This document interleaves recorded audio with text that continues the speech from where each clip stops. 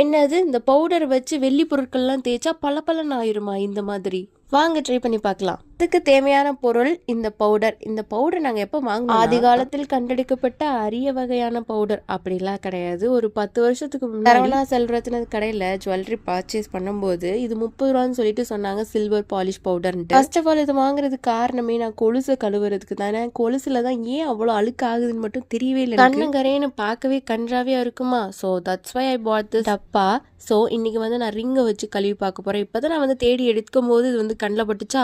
So உடனே நம்ம கழுவி பார்த்துடணும் ஒர்க் ஆகுது. இந்த பவுடரை நீங்கள் கையில் வச்சு யூஸ் பண்ணால் கூட ஒன்றும் ஹார்ம்ஃபுல்லாம் இல்லை. தாராளமாக ஒரு ப்ரஷ்ஷு கிடச்சிச்சா அதில் கொஞ்சம் தண்ணியை டிப் பண்ணிட்டு அதில் தொட்டு அப்படியே கரன்னு தேய்க்க வேண்டியது. உங்களுக்கு நல்லா பாலிஷ் ஆகலன்னு தோணுச்சா மறுபடியும் வச்சு கரன்னு தேய்ங்க, நல்லா பாலிஷ் ஆயிரும். இந்த மாதிரி பவுடர் எங்கே கிடைச்சாலும் மஸ்ட் வாங்கி ட்ரை பண்ணி பாருங்க. ஈஸியாகவே போயிடும். ரொம்ப மல்லுக்கட்ட தேவையில்லை. நம்ம எப்பயுமே வந்து எப்படி சோப்பு தூளை வச்சு நம்ம கொலுசெல்லாம் கழுவோமோ அதே மாதிரி தான், சேம் டெக்னிக். பட் இதில் வந்து கொஞ்சம் இன்னும் பளபளப்பா இருக்கும். பிஃபோர் ஆஃப்டர் பாருங்களேன், கொஞ்சம் கருப்பா இருக்க மாதிரி இருக்கா. பட் இதுல கொஞ்சம் நல்லாவே ஷைனிங்கா தான் இருக்கு. உங்களுக்கு கேமரால எப்படி இருக்குன்னு தெரியல, பட் நேர்ல பார்க்கும்போது நல்லாவே இருந்துச்சு. பிராண்டோட பேர் பாத்தீங்கன்னா டைகர் சில்வர் பாலிஷ்னு அதுல போட்டிருக்காங்க. ஜஸ்ட் சில்வர் பாலிஷ்னு கேட்டாலே கொடுப்பாங்க. இந்த மாதிரி வீடியோஸ்லாம் பார்க்க பிடிக்கும்னா பிடிச்சிருந்தா லைக் ஷேர், வீடியோ பார்த்து நன்றி.